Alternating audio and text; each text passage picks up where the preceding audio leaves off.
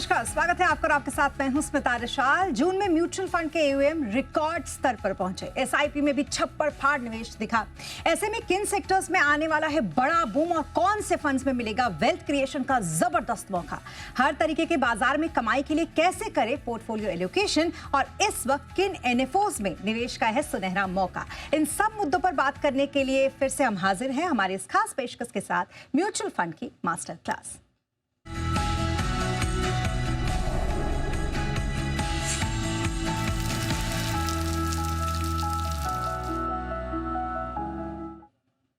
और mutual fund के जरिए वेल्थ क्रिएशन के महामंत्र बताने के लिए हमारे साथ जी बिजनेस के मैनेजिंग एडिटर अनिल सिंह भी इस वक्त मौजूद हैं। अनिल सर, बहुत शुक्रिया हमारे साथ शो पर जुड़ने के लिए। और सर, डेटाज इस बार बता रहे हैं फिर एक बार कि एसआईपी से छप्पड़ फाड़ निवेश हर बार की तरह इस बार भी आ चुका है। ऐसे में आपको कैसे दिख रहे हैं फीस के ये नंबर? बहुत बढ़िया डेटा है। म्यूचुअल फंड इंडस्ट्री तो जिस तरह की ग्रोथ करी वो काबिल तारीफ है, इसमें कोई डाउट ही नहीं। इस बार फिर से म्यूचुअल फंड इंडस्ट्री का एयूएम, एसेट अंडर मैनेजमेंट, यानी कि कुल मिला के कितने पैसे उनके पास हैं ओवरऑल, वो life time high, record high पर है। 75 लाख करोड़ के पास पहुंच ही गया समझो। लगता है जिस स्पीड से चल रहा है अगले महीने 75 लाख करोड़ पहली बार पार कर लेगा। 74 लाख 41 हज़ार करोड़ रुपए, कितने सारे जीरो आते होंगे, है ना। ये रिकॉर्ड एयूएम पहुंच चुका है और इस रिकॉर्ड एयूएम में एसआईपी का भी काफ़ी बड़ा योगदान रहा है जून महीने में। नंबर 1 रिकॉर्ड एसआईपी ने भी बनाया है और पहली बार एसआईपी का आंकड़ा 27,000 करोड़ के पार निकला है। ये पहला रिकॉर्ड नंबर 2, महीने दर महीने करीबन 700-800 करोड़ बढ़ा है। 26,688 करोड़ था, 27,300 करोड़ के आसपास पहुंच गया। लगातार तीसरे महीने एसआईपी पिछले महीने से बढ़कर आ रहा है। नंबर 3, लगातार 6 महीने ऐसे हैं जब एसआईपी का नंबर 25,900 करोड़ से ज़्यादा है, क्योंकि बीच में एक आध महीने 26,000 करोड़ से थोड़ा सा नीचे था। तो इफेक्टिवली आप ये कह सकते हैं 6-7 महीने हो गए 26,000 करोड़ प्लस के आसपास का आंकड़ा आपको एसआईपी में देखने को मिल रहा है और 27,000 करोड़ पहली बार देखने को मिला है। अब आइए नंबर ऑफ अकाउंट्स, कितने लोग एसआईपी कर रहे हैं वो भी इम्पोर्टेंट है। लगभग 19 लाख लोग इस बार एसआईपी में और नए जुड़ गए। खाते बढ़कर, मतलब नेट लेवल पे 9 लाख से 9 करोड़ से 9 करोड़ 19 लाख अकाउंट हो गए। अब कई बार लोग ये देखते हैं कि कितनी एसआईपी नई शुरू हो रही है, कितनी बंद हो रही है, जिससे एक ब्रॉडली आपको आइडिया लगता है कि एसआईपी को लेकर किस तरह का माहौल है। तो इस बार इस महीने 62 लाख नए अकाउंट खुले हैं एसआईपी के, 62 लैक्स। अब सामने खुलते हैं अकाउंट तो सब कुछ बंद भी होते हैं। बंद होने के एक तो कारण होता है, भाई लोगों को मज़ा नहीं आ रहा है, छोड़ो पैसे नहीं बन रहे यार, कम बन रहे, बंद करो, है ना, बोर हो जाते हैं थोड़ा। दूसरा, अगर पैसे की ज़रूरत है तो बेचना ही पड़ेगा, या बंद करना पड़ेगा। तीसरा, अगर उनका समय था कि मैंने 3 साल के लिए एसआईपी, 5 साल के लिए, अपनी मर्जी है, तो वो पूरा हो गया तो बंद कर देते हैं। सो उस लिहाज से 48 लाख अकाउंट बंद भी हुए। 48 बंद हुए, 62 शुरू है, 14 लाख एक्स्ट्रा ये आपके खुले हैं। और नेट अकाउंट कितने खुले? 19 लाख। यानी कि 5 लाख एसआईपी के अलावा भी दूसरे अकाउंट, 14 लाख तो एसआईपी के नेट नए खुल गए, 5 लाख दूसरे नए निवेशक आए जो एसआईपी के अलावा किसी भी फंड में अलग अलग तरीके से म्यूचुअल फंड में आए। तो ये है। और जनरली हम एक एसआईपी स्टॉपेज रेशियो निकालते हैं कि ये स्टॉपेज रेशियो 100 से नीचे होना चाहिए। जितने नए अकाउंट खुल रहे हैं उससे कम बंद हो रहे हैं तो रेशियो आपका 100 से नीचे होगा। इस बार कितना? 77% है। यानी कि हर एक 3 एसआईपी जो बंद हुई है उसके सामने 4 खुली है। तो ये थोड़ा पॉजिटिव संकेत है। और एसआईपी के आंकड़े आपके सामने रख देता हूँ।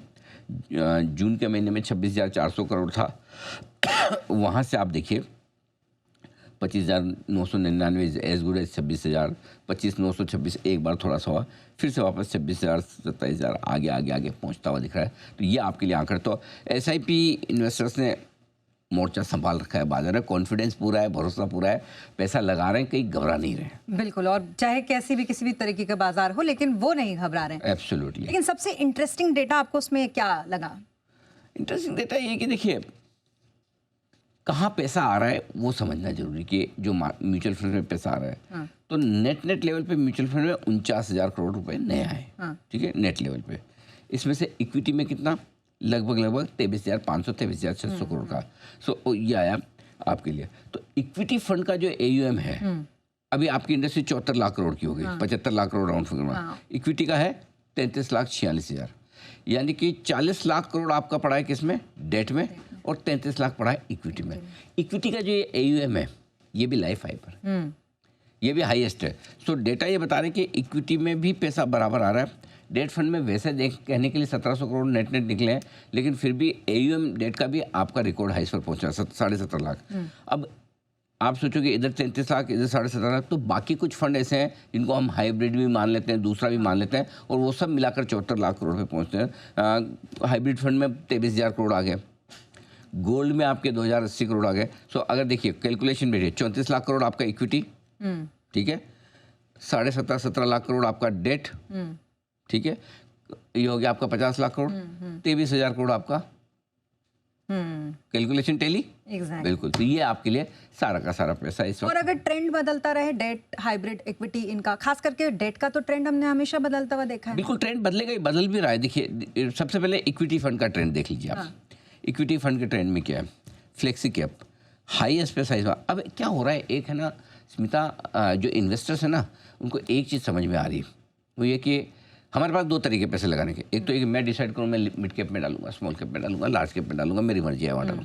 दूसरा मैं सोचता हूँ यार मेरे से ज़्यादा समझदार फंड मैनेजर है, उसको पता है कब लार्ज कैप में बढ़ाना है, कब कम करना है, कब रिस्क रख रही है तो स्मॉल कैप छोड़ के लार्ज कैप ले लो, कब वापस मूड माहौल अच्छा रहा तो लार्ज कैप में पैसा बन गया, मिड कैप में, स्मॉल कैप में घुस जाओ। तो फिर ऐसे में ना हम क्या करते हैं, फ्लेक्सी कैप फंड मैनेजर को डिसाइड कर लो कि भाई क्या करना है, वहाँ पे सबसे ज़्यादा पैसा है 5,000। स्मॉल कैप तो दिल के करीब है, 4,000 करोड़ वहाँ पे फिर से आया है।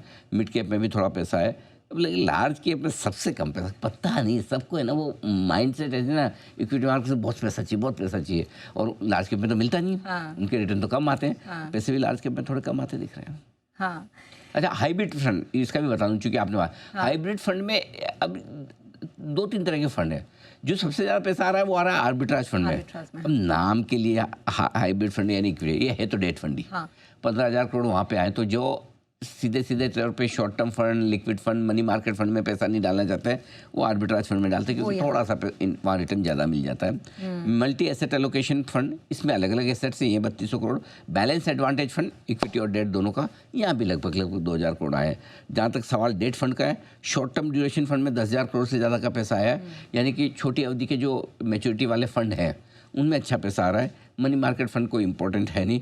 कॉर्पोरेट बॉन्ड फंड में भी अच्छा पैसा आया, 7,000 करोड़, बढ़िया माना जाएगा। तो अब क्या हो रहा है इस महीने के डेटा में, एक और इंटरेस्टिंग चीज़, हम जनरली इक्विटी पे फोकस करते हैं, लेकिन डेट में भी शॉर्ट ड्यूरेशन फंड और साथ ही साथ कॉर्पोरेट बॉन्ड फंड, दोनों में अच्छा पैसा आ रहा है। तो ये भी नज़र रखने वाली बात है। अब सर, जैसा कि आपने कहा कि स्मॉल कैप दिल के करीब है, और मुझे लगता है बहुत सारे निवेशकों के दिल के करीब स्मॉल कैप इस वक्त है, और इसी वजह से ज़बरदस्त आप देखेंगे तो इसमें निवेश आ रहा है। इसने लार्ज कैप को भी पीछे छोड़ दिया पिछले कई महीनों से। ऐसे में आप इस स्मॉल कैप को अभी कैसे देख रहे हैं? देखो, स्मॉल कैप को पहले क्यों इतना फैंसी हो रहा है, क्यों लोगों को इतना पसंद आ रहा है, वो समझना जरूरी है। उसकी वजह से बताइए कि मैं इतनी जगह हर वीकेंड पे मेरा ट्रैवल होता है। मैं बोलता हूँ, मैं कई बार लोगों को बोलता हूँ क्या कर रहे हैं यार, सीधा एक स्मॉल कैप शेयर खरीदने के बजाय फंड खरीद लो या म्यूचुअल फंड पे चलो। तो मालूम सवाल क्या होता दूसरा, सर बेस्ट फंड कौन सा वो बता दो। अरे भाई साहब, अब मैं उनको सोचता हूँ बेस्ट फंड नाम की कोई चीज़ नहीं होती भाई साहब। हर आदमी की रिक्वायरमेंट के हिसाब से, हाँ 100%, आपकी रिक्वायरमेंट के हिसाब से बेस्ट फंड अलग हो सकता है, मेरी रिक्वायरमेंट के हिसाब से अलग हो सकता है। लेकिन आम हमारा दर्शक या निवेशक है, उनके लिए बेस्ट फंड कौन सा, जो सबसे ज़्यादा कमाई करे वो बेस्ट फंड। ऐसा नहीं ना, जब आप अंदर डिटेल में घुसो, मतलब ये तो ऐसा हो कि आप पढ़ाई कर रहे हैं, कौन सा बेस्ट सब्जेक्ट है जिसमें सबसे ज़्यादा नंबर आ जाए वो। लेकिन अगर आपको बनना है डॉक्टर और आप लगे हो मैथ्स में, तो फिर कोई फायदा नहीं। बराबर ना। सो या हिस्ट्री पढ़ रहे हो और बनोगे डॉक्टर, तो ये नहीं चलेगा ना। सो इसलिए आपकी रिक्वायरमेंट के हिसाब से कौन सा बेस्ट है वो समझना पड़ेगा। But in any case small cap fund famous है, पॉपुलर है, लोगों को पसंद आ रहे। क्यों? एक तो सबसे बड़ी बात वही कि कमाई बहुत अच्छी है, रिटर्न बहुत बढ़िया आ रहे हैं। मैं आगे बताऊंगा भी आपको। 3 साल में 30% से ज़्यादा की कमाई। आप बोलोगे साल के 10% में कौन सा मजा है ना, हर साल 30%, सालाना 30%, यानी 3 साल में डबल हो गए। ऐसा है मतलब। और 5 साल में 35% हर साल के, 5 साल में 2 गुना से ज़्यादा। बिल्कुल। 3 गुना माफ किया, मतलब 200% रिटर्न, 100 के 300 गए हाँ 5 साल में। छोटा है लेकिन अंडर एस्टिमेट मत ये कीजिए। 5 साल में 100 का 300 की मतलब कम थोड़ी होता है। Exactly. तो वहाँ पैसा, इसीलिए स्मॉल कैप में पैसा ज़्यादा आ रहा है। देखो मैं आपको थोड़ा रिकॉर्ड बताता हूँ। देखो अभी इस महीने स्मॉल कैप में पैसा आया 4024 करोड़ का, जो सबसे नीचे जनवरी से मैंने शुरू किया। जनवरी में 3900 करोड़ आए थे, उसके बाद 1 फरवरी थोड़ी सी डिप आई थी, लेकिन बाद में धीमे धीमे देखिए इस महीने पिछले महीने के मुकाबले में 800 करोड़ ज़्यादा है, 4000 करोड़ आया है। तो पैसा स्मॉल कैप में आ ही रहा है और जम कर आ रहा है। अब रिटर्न देखिए कि किस तरह के रिटर्न है। पहले आप रिटर्न देखिए इंडेक्स का, निफ्टी का जो स्मॉल कैप इंडेक्स है उसका रिटर्न देखिए। 6 महीने में इसने 7%, 8-8.5% की रिटर्न दी। 1 साल में सिर्फ 1-1.25% का, ज़्यादा नहीं है। ये समझने की ज़रूरत है। मैंने आपको बताया 3 साल में 30% सालाना रिटर्न है, हाँ 5 साल में 35% सालाना रिटर्न, 1 साल का रिटर्न एब्सोल्यूट देखने जाओगे सिर्फ 1% है। सिर्फ 1%। इसका मतलब है किसी साल 60-70% रिटर्न दे देता है, हाँ किसी साल नहीं देता है। 1 साल में 1% रिटर्न है, 3 साल में फिर देखो 30% का सालाना, हाँ। यानी 3 साल में डबल हो गया। हाँ 5 साल में 35%, हाँ 3 गुना हो गया। 10 साल में फिर 16% का। सो एवरेज आपकी वहीं बैठेगी आकर, किसी साल बड़ा आ जाएगा, किसी साल नहीं आएगा। ये होने ही वाला है, ये बहुत समझना जरूरी है। और इसलिए एक ये आगे आपके ना जो एक बहुत बढ़िया ये आ रही है टेबल बनाई है हमने, इससे आपको समझ में आएगा कि किस किस कैटेगरी में किस तरह का रिटर्न आता है, वो देखना जरूरी है।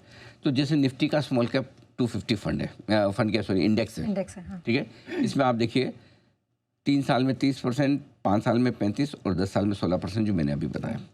अब आइए मिड कैप में। मिड कैप में लगभग बराबर रिटर्न आ रहे हैं, थोड़ा सा स्मॉल कैप से कम में। 3 साल में 28%, 5 साल में 32% और 10 साल में मिड कैप के रिटर्न ज़्यादा है, 18%। निफ्टी 100 में आई है 18%, 20% और 13% है। अब निफ्टी 50, अब देखिए 3 साल में यहाँ 18% रिटर्न है, 5 साल में 20, 10 साल में 13% ही है। गोल्ड में 17%, 15%, 13%। सो बेसिकली कहने का मतलब ये कि लॉन्गर टर्म में आपको मिड कैप और स्मॉल कैप ये थोड़ा बेहतर रिटर्न देने की कोशिश करते हैं, और इसीलिए लोग ज़्यादा पैसा हुआ लगा रहे हैं। तो फिर स्मॉल कैप के साथ बिग प्लानिंग की सोच सकते हैं? हाँ, वो सोचे उससे पहले एक चीज़, बिग प्लानिंग कैसे होती है वो मैं बताता हूँ। हाँ मैं आपको बोलता हूँ छोटा सा अमाउंट जो आप आराम से अफोर्ड कर सकती हैं। समझो आपको महीने का 10,000 रुपये का SIP करना है, हाँ नॉट मच, ठीक है। जिसको जितनी करनी है, कोई 1000 करे, कोई 5000 करे, मैं 10,000 का एग्जाम, हाँ 10,000 आपको महीने की SIP करनी। कितने साल के लिए? 7 साल। 7 साल के लिए। जन लो 7 साल, क्योंकि जनरली मैं बोलता हूँ कि स्मॉल कैप में पैसा लगा रहे हो 7-8 साल का व्यू रखना चाहिए, 7 साल, ठीक है। तो आपने 7 साल में निवेश करना है, कितना पैसा होगा 7 साल में? कुल मिला के आपका पैसा जाएगा 8,40,000 हर महीने का गिन के, टोटल 8,40,000 आपका जाएगा 7 सालों में। क्लियर है? अब लार्ज कैप में अगर आप 10,000 की SIP करते हैं तो आपका रिटर्न आता है सालाना 16.5%। और ये 8,40,000 रुपये जो आपके हैं ना, जो आपने 10 साल में, अब इसमें एक ध्यान रखिए, पहले महीने में 10,000 कॉर्पस, 3 साल बाद कॉर्पस बढ़ जाएगा, हाँ आखिर में 7 साल के बाद कॉर्पस हाईएस्ट होगा 8,40,000। तो हर वक्त 8,40,000 आपके इन्वेस्टेड नहीं रहे, हाँ करेक्ट, लेकिन उसकी वैल्यू बन जाती है करीबन 16.25 लाख, यानी कि ऑलमोस्ट डबल।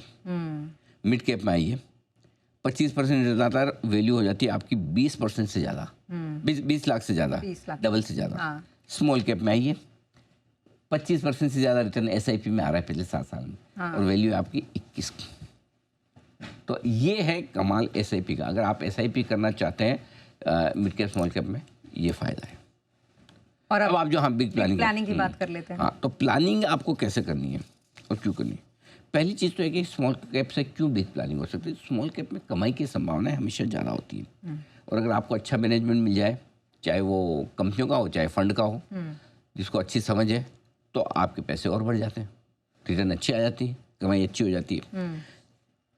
लॉन्ग टर्म में भाई आज एक सिंपल सी चीज़ है, कोई भी कंपनी मिड कैप है या कोई भी लार्ज कैप है, कोई निफ्टी का हिस्सा है, जिंदगी में कभी तो स्मॉल कैप थी। हाँ बिल्कुल, हम भी कभी तो स्कूल गए ना, हाँ बिल्कुल, सीधे थोड़ी CA बन गए, करेक्ट। सो अब हर बच्चा स्कूल में जाने वाला तो CA डॉक्टर इंजीनियर नहीं बनेगा, एग्जैक्टली, करेक्ट, लेकिन कुछ तो बनेंगे, हाँ कुछ ही बनेंगे, हाँ, ये भी है। ये भी है, राइट। सो होता ये है कि स्मॉल कैप में क्या है फायदा कि उनमें बड़ा बनने का दम है। अब बड़े को और कितना बड़ा बनाओगे आप? एग्जैक्ट। भाई जो नो डाउट बड़े भी बढ़ते हैं, ऐसा नहीं कि नहीं बढ़ते हैं, लेकिन स्मॉल कैप के बड़े होने के चांस बहुत बढ़िया होते हैं, तो उसमें वेल्थ क्रिएशन आपकी बड़ी बनती है लॉन्ग टर्म में। और अगर फंड मैनेजर अच्छा मिल गया तो मार्केट को, इंडेक्स को स्मॉल कैप के जरिए बढ़िया आउट परफॉर्म करेगा, उससे ज़्यादा कमाई करा के आपको देगा। और एक और ख़ास बात ये है कि ऑफकोर्स जब मंदी आती है तो स्मॉल कैप ऐसे धड़ाम गिरते हैं, ऐसा लगता है मैंने तो कोई गुनाह कर दिया और इतना गिर गया। लेकिन तेज़ी के टाइम पे तो ये जो भागने वाले घोड़े हैं, जो कमाई तेज़ी के टाइम में स्मॉल कैप शेयरों में होती है वो कभी होती नहीं। लेकिन दिक्कत क्या है, अगर आप शेयर सीधा खरीद रहे हैं तो कोई बड़ी बात नहीं, जब मंदी आए तो आपका शेयर 90% भी निकल जाए, क्योंकि पता है कि आप कचरा ही लेंगे जी। लेकिन फंड कभी इतना नहीं घटेगा। सो इसलिए तेजी के मार्केट में भले आप शेयर खरीद लें स्मॉल कैप, लेकिन जब स्मॉल कैप में मंदी आने का डर हो तब तो आपके पास फंड ही होना चाहिए कि शेयर। ये ध्यान में रखना बहुत जरूरी है। सो इसलिए स्मॉल कैप में एक बड़ी प्लानिंग कर सकते हैं, लेकिन कम से कम आपका 10 साल का व्यू होना चाहिए, तब आपको मजा आएगा। बिल्कुल। अब बहुत सारी अच्छी बातें हमने स्मॉल कैप के बारे में तो कर ली, लेकिन अब थोड़ा सा दर्शकों को ये भी बताइए, जो भी निवेशक है, कि अगर वो स्मॉल कैप लेने का सोच भी रहे हैं अपने पोर्टफोलियो में, तो एलोकेशन कितना होना चाहिए, कितना निवेश सही रहेगा? बहुत अच्छा सवाल है। सारा डाल दो जितना है घर में, क्योंकि सबसे ज़्यादा कमाई तो इसी में होती है। उधार भी ले लो, मांग लो, ये सब करें मर जाएंगे, मैं बता रहा हूँ। क्योंकि होता क्या है, कमाई बहुत हो रही है ना। पहली चीज़, स्मॉल कैप चाहे वो शेयर हो, चाहे इंडेक्स हो, चाहे आपका फंड हो, उठापटक सबसे ज़्यादा होती है, वोलेटिलिटी सबसे ज़्यादा। आपके तो 100-200 शेयर खरीदते बेचते तो अलग बात है, फंड को अगर लेना है, लेने जाए तो मुश्किल से मिलता है, भाव तुरंत बढ़ जाते हैं, बेचने जाए तो बिकता नहीं, सर्किट लग जाते हैं, तो लिक्विडिटी नहीं है, ध्यान में रखिएगा।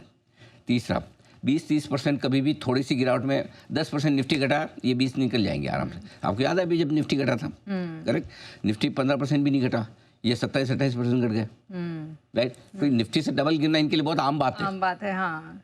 ये छोटे समय में देखें कभी भी बड़ा नुकसान हो सकता है। लॉन्ग टर्म में अच्छी बात है, लेकिन शॉर्ट टर्म का वो झटका कौन झेलेगा?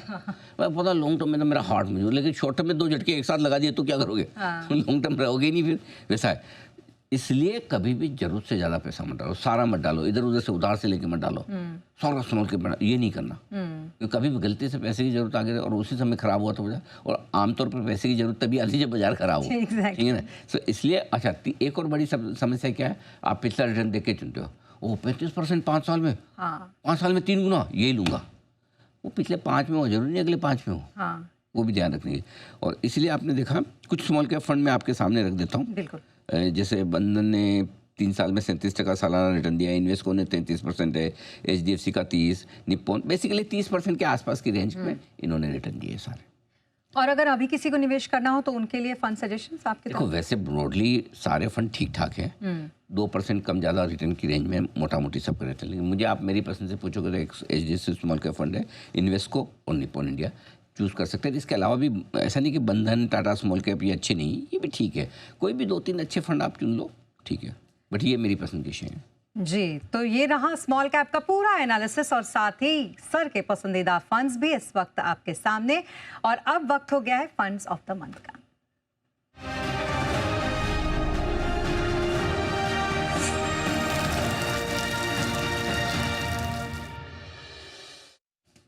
सर इस बार फंड ऑफ द मंथ क्या है? फ्लेक्सी कैप फंड, क्योंकि मूड माहौल ही ऐसा है कि यहाँ पर आपको लार्ज, मिड और स्मॉल कैप तीनों में आपको मोमेंटम दिख रहा है। जैसा इसका नाम है फ्लेक्सी कैप फंड, फ्लेक्सिबल है। फ्लेक्सिबल कौन है? फंड मैनेजर, वो डिसाइड करेगा मुझे किस में कितना पैसा डालना है, लार्ज कैप में कितना, स्मॉल में कितना, मिड कैप में। मल्टी कैप में तो क्या है 25-25 तीनों में डालना है, 25 में आपको आ जाती है।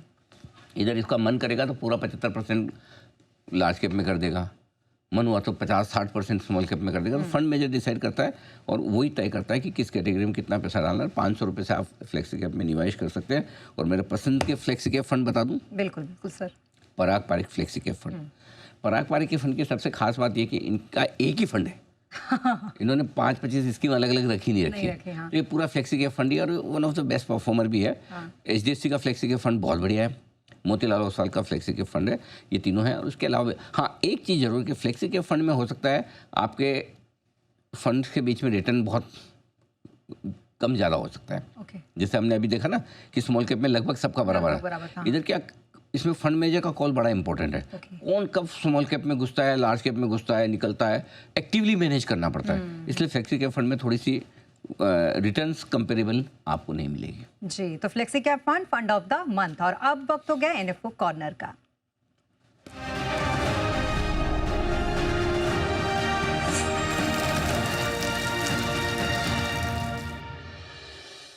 कौन से एनएफओ सर जिस पर? पहला है एक्सिस सर्विसेज अपॉर्चुनिटीज फंड, ये 18 जुलाई तक खुला हुआ है और ये पैसा लगाएगा फाइनेंशियल सर्विसेज और आईटी सॉफ्टवेयर सर्विसेज में।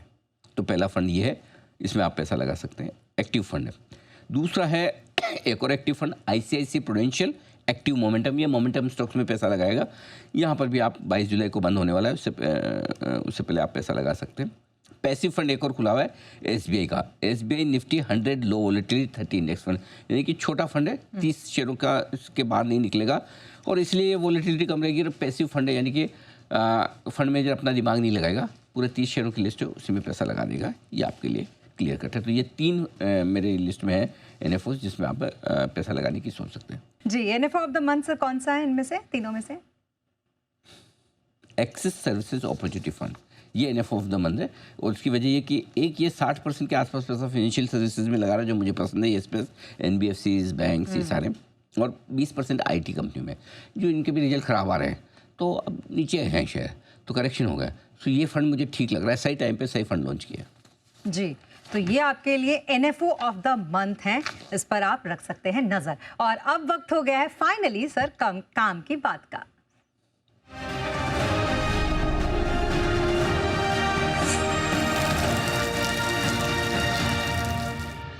सर, एक बड़ा इंटरेस्टिंग डाटा है कि मेट्रो सिटीज में घर खरीदना बड़ा मुश्किल हो गया है। ऐसे में अगर किसी को घर खरीदना है तो क्या ये सही समय है और कैसे खरीदें? ये मेट्रो सिटीज वालों को लगता है कि हमारे यहाँ घर खरीदना मुश्किल, सभी जगह ऐसे ही हाल है। लेकिन क्यों है स्पेशली, वो थोड़ा सा पहले मैं डेटा समझाता हूँ।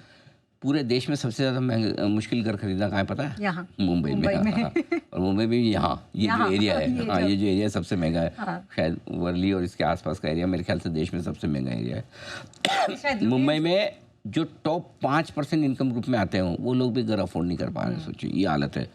अगर आप सालाना 25 लाख रुपए कमा रहे हो तब भी घर खरीदना मुश्किल काम है। सोचिए अब 25 लाख रुपए कम नहीं होते किसी हिसाब से, ठीक है। अगर आप सिर्फ सेविंग से पैसा घर खरीदना चाहते हो, जैसे हमारे बाप दादा के ज़माने में क्या होता था, वो लोन का सिस्टम नहीं था, कहाँ HDFC होता था, ठीक है ना। तो खुद पैसे बचा बचा के करना पड़ता था घर खरीदे। पहले प्लॉट खरीदेंगे, फिर धीरे धीरे घर बनाएंगे, फिर 4 कमरे, फिर 1 माला ऊपर, वैसा होता। तो अभी अगर आप सिर्फ अपने पैसे से घर खरीदना चाहो, आपको लगेगा 109 साल की बचत। तीसरा जन्म लेना पड़ेगा, दूसरा भी नहीं, है ना। अपनी जो आमदनी है उसके मुकाबले में घर की कीमत 77 गुना ज़्यादा है, 77 टाइम्स, ठीक है। दूसरा, यही घर आप दिल्ली, पुणे, चेन्नई कहीं और लेना चाहते हैं तो भी आपको 60 साल तक की सेविंग लगेगी। मुंबई में तो खैर 109-10 साल की सेविंग है, फिर भी इस जन्म में हो जाएगा। लेकिन सबसे ज़्यादा अफोर्डेबल अगर कहीं है, ढंग ढंग की प्राइस ठीक ठाक है, अच्छी सिटी है, तो वो चंडीगढ़ है। वहाँ इतने कंपेरेटिवली कम महंगे हैं, क्योंकि वो नया सिटी बना है, प्रॉपर प्लानिंग से बना, तो आराम से मतलब वहाँ जगह है। इसलिए अब क्या, रियल एस्टेट में पैसा लगाना और घर खरीदना अमीर लोगों का काम हो गया, वैसा है। आम लोग खरीद नहीं पा रहे हैं, तो हम क्या करें। और आज इसी पर काम की बात है, घर सबको खरीदना है। तो मेरी राय ऐसी है कि घर खरीदने के लिए आप जल्दबाजी न करें, हड़बड़ी न करें, अभी ना खरीदें, रुकें। क्यों रुकें उसके मैं कारण बताता हूँ। 3 बड़ी वजह है कि आपको घर अभी नहीं खरीदना चाहिए। नंबर 1, इस वक्त स्पेशली बड़े शहरों की बात कर रहा हूँ, बिल्डर्स के पास अनसोल्ड इन्वेंट्री पिछले 3 साल के हाईएस्ट लेवल पे, यानी कि जो घर बना के रखे हुए हैं और जो उन्हें बेचने हैं, वो पहले की तरह नहीं कि हॉट केक बिक गया दर। अभी उनके पास बिना बिके घर काफ़ी है। जब बिल्डिंग कंप्लीट हो जाए और आपके घर न बिके तो थोड़े समय बाद बिल्डर दबाव महसूस करने लगा, यार बेचो खत्म हो, ये बेचूंगा तो दूसरी जगह पैसा लगूंगा ना, उनके लिए तो कैपिटल है, करेक्ट, पहला। दूसरा, घर खरीदने का जो क्षमता है लोगों की, उसका एक रेशियो होता है, उसको कहते हैं अफोर्डेबिलिटी रेशियो। मैं कितना अफोर्ड कर सकता हूँ घर खरीदना। सोचो क्या है, 0.2%, 1% भी नहीं है। 1% लोग भी नहीं जो घर खरीदने की अफोर्डेबिलिटी रखते हो। वो रेशियो ऑल टाइम लो पर है। तो जाहिर सी बात है, ज़्यादा लोग अगर अफोर्ड नहीं कर पाते खरीदेगा कौन, फिर कब तक खरीदोगे आप, ठीक है। 2, तीसरी चीज़ ये है कि अभी ब्याज दरें घट रही हैं, पिछले 3 पॉलिसी में आरबीआई ने 1% ब्याज दरें घटा दी। धीमे धीमे अब इसका असर आने लगेगा और जब ब्याज दरें घट रही है तो आपको एक सस्ते दरों पे लोन लेने का मौका भी मिलेगा। या तो आप अभी भी खरीदें तो फ्लेक्सी लोन ले लें ताकि रेट्स जैसे जैसे घटे आपको फ़ायदा हो जाए। तो इसलिए आपको एक अच्छा मौका ये देगा। तो मेरे ख्याल से थोड़ा सा रुक कर अगर साल 6 महीने रुक जाएंगे तो यहाँ से कम एक चीज़ तो पक्की का आपको महंगी घर नहीं मिलेंगे। यहाँ से कितना सस्ता मिलता है वही देखने वाली बात है। और दूसरी चीज़ ये है कि अगर आपको बहुत ही ज़रूरी है तब तो अलग बात है। अगर आप रुक सकते हैं थोड़े समय किराए पर रह लें और खाली इन्वेस्टमेंट के लिए आज से रेसिडेंशियल प्रॉपर्टी ले रहे हैं तो वो निवेश मत कीजिए, उसमें आपका पैसा नहीं बनेगा। जी, ये बहुत ही ज़रूरी काम की बात जो आपने बताई sir. Thank you so much sir इस शो पर जुड़ने के लिए। और इसी के साथ म्यूचुअल फंड की मास्टर क्लास के इस सेगमेंट में अभी के लिए बस इतना ही। आप बने रहे जी बिजनेस के साथ। नमस्कार।